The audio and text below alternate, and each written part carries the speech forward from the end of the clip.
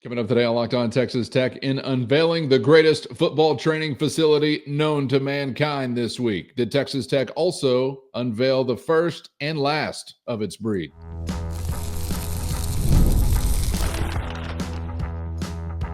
You are Locked On Texas Tech, your daily podcast on the Texas Tech Red Raiders. Part of the Locked On Podcast Network, your team every day. Great to be with you again on Locked On Texas Tech on the Locked On Podcast Network, your team every day, always free and available on YouTube or anywhere you get podcasts. And thanks as always for making us your first listen. Today's episode brought to you by FanDuel. Right now, new FanDuel customers can get $150 in bonus bets if your first $5 bet hits. So visit FanDuel.com to get started. With the only Chris Level, I'm Casey Cowan. Chris, great to be back with you once again, my man. And we are focused on, well, a little bit different subject for us to kick off our conversation here today. We're going to be in a football kind of frame of mind. That's not unusual. And I do want to get into something that maybe some Red Raider fans have seen trickling out this week, some reporting on, some ranking of, some indications of some of the returning production landscape across college football and where Texas Tech is going to land on that. Very favorably. I'll go ahead and spoil that aspect of it. And of course, whenever we're talking about the transfer portal and things still yet to develop this offseason, production that you could still be adding to it that's returning, I think it's something worth getting into as well. So we'll get to that coming up in just a moment. But the thing that's a little bit atypical is an opportunity to discuss the grand unveiling, the grand opening of sorts of a facility like what we have now for the football training facility. The Dustin R. Womble Football Training Facility had, I think, sort of a de facto unveiling as we celebrated Monday, Chris, the ball game with Houston, obviously a big event. Monday night, you had Patrick Mahomes in town, but part of what was also going down was I think a Red Raider Club event earlier in the evening that was kind of giving a look at what now I suppose, and I hesitate to even say this, but I suppose is framed as a finished product. If everything or anything is ever actually finished in the worlds of sports facilities, we'll get into that as well, man. But pretty, I'd say jaw-dropping, literally. I actually was texting with some Matador Monsters about it, thinking after this video came out and was released on social media, YouTube and whatnot, my jaw literally was dropped by the end of it. And I've watched it several times since then. I'll go ahead and admit to that right now. Yeah, Antonio Huffman did a great job, as kind of the host of said video. If you haven't seen it, you can find it somewhere. But, I think other than just a few punch list items that generally speaking, it is finished. There's a few, like anything, you're right. There's a few little things that need to be,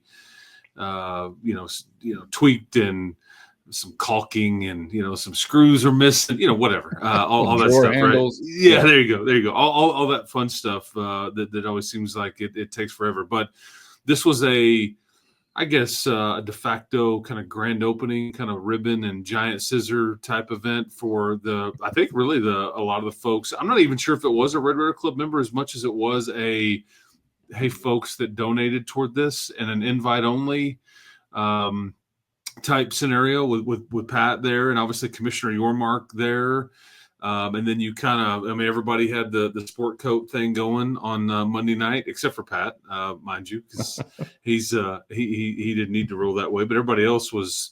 This was a put your best foot forward and let's show this thing off type scenario for the people that.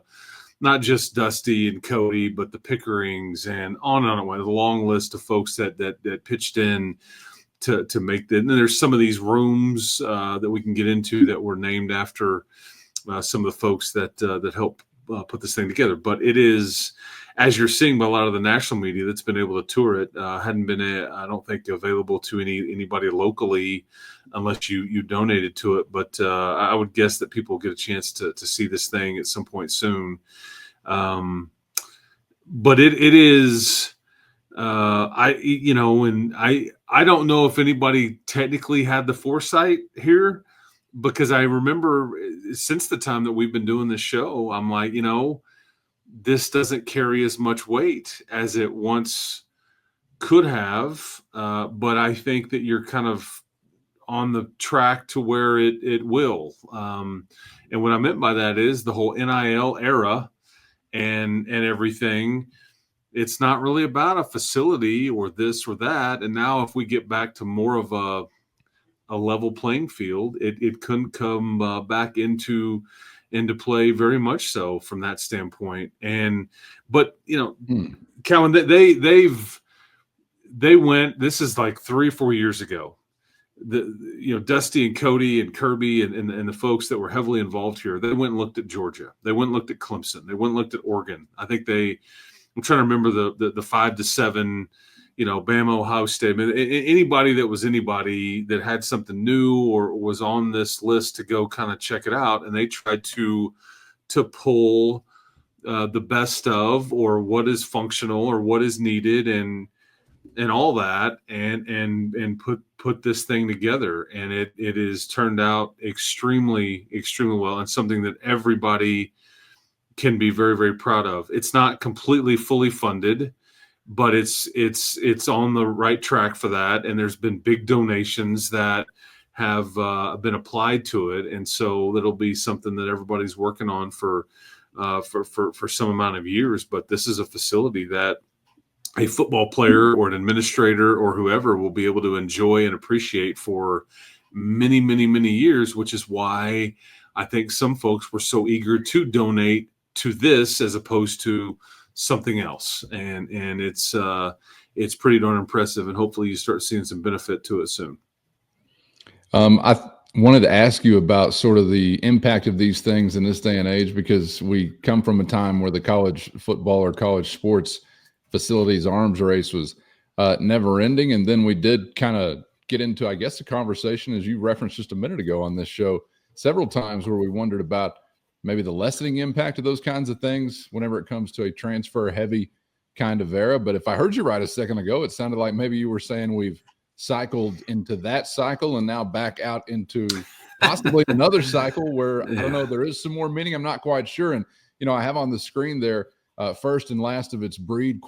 Because anytime you unveil something like this, and I thought Antonio Huffman and everybody else involved did a great job in presenting it as the best thing going, number one, top of the list, top shelf, all that comes with that.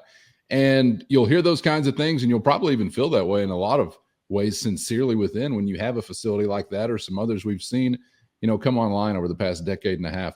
But it's kind of like buying a car or a computer, I guess. As soon as you're off the lot or out the store, oh, man, somebody's got something newer. Somebody's already thought of something else. And I kind of wondered if maybe we were at a time where that kind of breakneck speed had lessened a little bit. But maybe that's what we're getting out of, and we're coming back to maybe a little more, I don't know, impact there. Am I hearing you right? First, today's episode brought to you by PrizePicks. Testing your skills on PrizePicks this football season is the most exciting way to play daily fantasy sports, and the best way to spice up any game, anytime. You think you got what it takes to win up to 100 times your money? All you got to do is select 2 to 6 players, pick more or less on their projected stats, place your entry, and boom, you're ready to roll. PrizePicks is not only the best way to get action on sports in most states, including Texas, but PrizePicks also puts their members first, so all withdrawals are fast, safe, and secure. When the picks hit, you can get your money in as quick as 15 minutes. With easy gameplay, quick withdrawals, and a giant selection of players, projections, and stat categories, it's no surprise that PrizePicks is the #1 daily fantasy sports app. So get in on the fun and the winning, and download the PrizePicks app today and use our code LOCKEDONCollege, and you're going to get $50 instantly when you play only $5. Again, that's our code LOCKEDONCollege on PrizePicks to get $50 instantly when you just play $5. You don't even need to win to receive the $50 bonus. It's guaranteed. With PrizePicks, run your game. I think that there's a shelf life for when anybody builds something new, because somebody else is going to do it, and they're going to do it bigger and better, or they're going to renovate and all those things with whatever facility, whether it be a stadium or an arena or a press box or an end of a stadium or a practice only facility, whatever.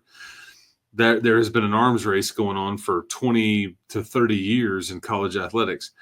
I do think a lot of that is going to slow down. It won't stop, but it will slow down simply because I think a lot of institutions, until this house case stuff gets settled, they're like, hey, we got a $20 million bill-ish due, every year. And in 5 or 6 years, it's going to be a $28 million, deal or bill that's due as that thing kind of slowly grows each year.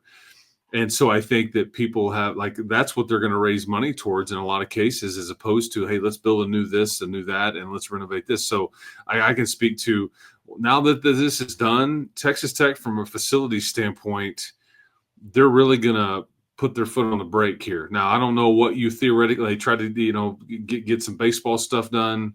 That was the last thing I think approved before the football project. And so you've done basketball, football, baseball. Not that anything's necessarily perfect, or you could always use this or more modern that or bigger that, whatever. But I think that facilities around here in a lot of places will just kind of stop with the construction and the planning and the whatever, unless somebody just comes into a bunch of money and says, hey, I'll pay for this. This is what I want. There'll be exceptions. But generally speaking, I think a lot of this will slow down. I do. And that's why that the timing of this opening up, it may, because anytime somebody opens something like this up, you're right, it's the best for a period of time. This may have a longer shelf life because of what I'm talking about. Yeah, and it may be the best stuff for a while here. I keep wondering if I'm dreaming just as a fan that I kind of want it to be that way, but it's sort of kind of with some other stuff as well, like portal investment, things like that. Sort of feels like you're just kind of sliding into home plate or across the finish line, maybe at just the right time when some of this could really shift, if that makes sense. It could just be also wishful thinking. And it's not like people are going to stop spending money on really nice locker rooms and things like that. But just the over-the-top space station, like out of this world stuff, I don't know. Maybe there's a lessening of that. And I think that Texas Tech is really trying to tell their story on it's all like connected. Yeah. So, some folks don't have that as an option.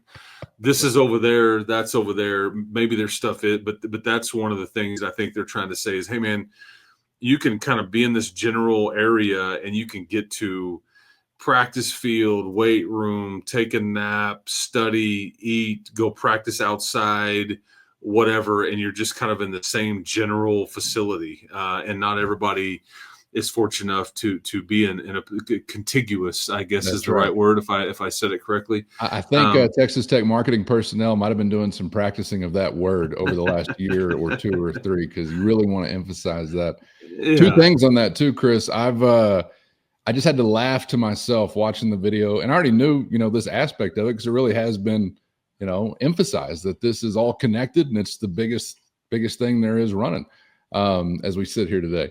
But I had to laugh as a West Texan just thinking about these are the links we go to avoid the harsh nature sometimes of our weather here on the high plains. We're going to build the largest connected structure college sporting man has ever seen. Second thing there, I've already got a wish list upgrade item because I'm thinking about like places like Heathrow Airport and other massive sprawling areas around the world. Do we need like the conveyor belt escalators maybe for the team, especially after a game or something? Just running the wall. You know what I'm saying? You've been to moving walkways. There's a Seinfeld reference in there too, like moving walkways. I'm just going to be out there walking around wishing there were moving walkways. Just something to put on the list maybe. But the contiguous nature of it is really incredible. Sky Bridge. I mean, you can't emphasize that enough as well. Everybody wants a Sky Bridge. We got one. Because some of these places, they kind of went over the top. There's like a slide. There's a there's like a waterfall. There's all these different dynamics. People just were really trying to like over the years in some of these football facilities, they were really trying to pop and I think Texas Tech did a good job of staying away from some of that and really because there is a podcast studio in this thing. There's a barbershop in this thing. But then here's the other thing about what I think that the selling point is to the player. And this is where they really tried to hammer down on. So much of what you are hearing that is in there, it's about development. And it's also about like helping, whether it's technology or science, or nutrition, all of it. And then obviously the old school, weights and just football and everything that comes with it.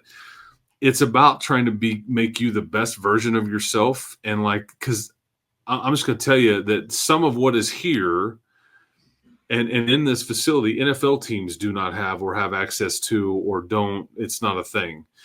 And so I think one of the things that like Joey or Blanche or whoever that is really trying to explain to somebody with eyes on the next level is we can help you become the best version of who you need to be, and not just the football part, but we can help you sleep better. We can help you train better. And there's things in here it's very there's a lot of technology in this. Like so much of the cost in this deal is things that you can't necessarily see and touch, if that makes sense. It's a lot of the background and the behind the scenes on how these things work. But like, for an example, like the walkthrough room that is, I was told about a year or so ago, hey, the Broncos are helping Texas Tech, I think it was Denver, because they're installing something similar. And what this is like a 20, I think, what did Huff say on that video? It was like a 25 by 25 foot turf field, but then there's a video wall, in front of it. And there's a company that they're using to where they can put one side of the ball, and you can, your first conference game is going to be Utah in Salt Lake City, right? Well, you can put your defense out there. You can put the Utah offense up there. You can run through all of their different plays and motions and all that stuff. And in video form, you can see it like in real life size, and then you can adjust to it and all those things. Old school wise, it's, hey, here's the scout team. Here's a card. Everybody look at it in the huddle, and then everybody, okay, you do this, and then and there'll probably be some of that, but this is trying to make time more efficient, give a more realistic look. Is it a difference between winning and losing? You would hope so. I don't think you're guaranteed anything here, but like the Broncos are one of the first NFL teams to have this technology available to them, and so you can sell this to a quarterback. You can sell this to really anybody. And it's just there's just a lot of things in there. Cause I think actually Reggie Virgil, one of the portal receivers, basically said, when I started getting in there and seeing what all this was going on, I knew I could be, and that's why I used this term a while ago, but I could be the best version of myself here. Okay. Cause they run a great scheme. They've got a quarterback coming back. They're known for scoring. They need a receiver, so I got playing time available. But then look at all the stuff that they can help me become the best Reggie Virgil that I can be. And maybe not everybody can do that. And yes, NIL factors into that as well. But I mean, that's, and I think there were some folks that were like, once I got here and saw this, I didn't want to go visit anywhere else, because I was like, I can come here and really focus.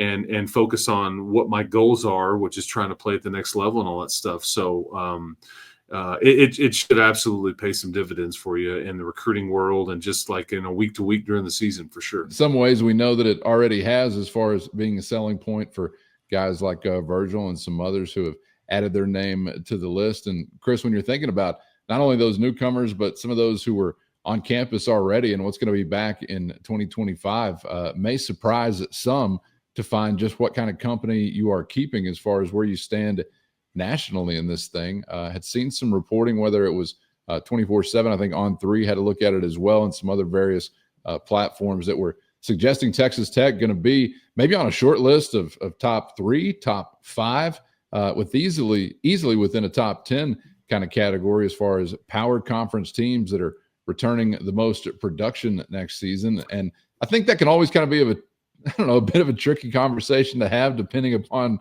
what that production did for you previously. But I think I'm excited by this. Tell me how to feel. It's a loaded conversation. So a few, it's all about context. It's what we try to do on this show. So you find yourself on this list because you do have some pieces back on offense that have played quite a bit, a lot back on defense that played a lot, and that's where you could get into like, oh, is that a good thing? Well, and then I think because of what you did in the portal, all of these starts and snaps and everything that you brought in here, because I mean, you think about it, I mean, you lost a lot of production. And you're like, how are you ending up on this list? I mean, Taj Brooks played a lot of football here. Caleb Rogers played a lot of football here. C.J. Baskerville had played a lot of college football. Braylon Lux had played a lot of college football. Bingo. That's my vibe this offseason as a fan is like, I'm not feeling like we're, coming back stock. I mean, Jalen Conyers had played a lot of football. Mason Tharp had played. I mean, there's a long list of old heads that had played a lot for you. You do bring quite a bit back. But this is a mixture of quite a few young players having to play specifically on defense that mostly all return, and then what you did in the portal, because you brought in 1 year guys or two or 3 year guys in most cases, but they were all starters. They've all got a lot of snaps under their belt and all those things. And so, it's all about incorporating, because obviously you looked at all the production you had back on defense and go, yeah, okay, but we need to add like 8 dudes to it that are even more experienced. And so you go add 4 linemen and 4 or 5 DBs, and you see what I'm saying? But that's why you end up on this. Now, I wouldn't have guessed you would have been top 5 like in the country. I will, however, mention to you, do you remember who the teams were that led this from the Big 12 Conference last year in the returning production category? I'm thinking Oklahoma State. Yes. And Kansas.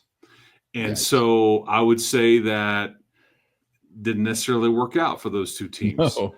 Right. And so this is just why it's not necessarily a given or that you're guaranteed anything. And so much of this is supposed to tell a bit of a story on some improvement, especially if you weren't tapped out of your core group and where they could get to. Like Arizona State, they're on this list too, but like realistically, how much better can they get? I think one of the stories that's out there was like they were 6-1 in 1-score games. Can you do that again? And I want to say, I think that the 1-score game, what was our score? That was at 30-23. Am I right? 30-17. So it wouldn't have been. Maybe that was a Cincinnati game that they lost with the field goal kicker. Like we were a 2-score barely. Maybe. Yeah. And that was it was a Cincinnati game, but they were 6-1 in 1-score games otherwise, and like they won. What did they win? 11 games. So like, how much better can they get, regardless of how much production that they have coming back? I think there's plenty of room for improvement for you. You just got to 8.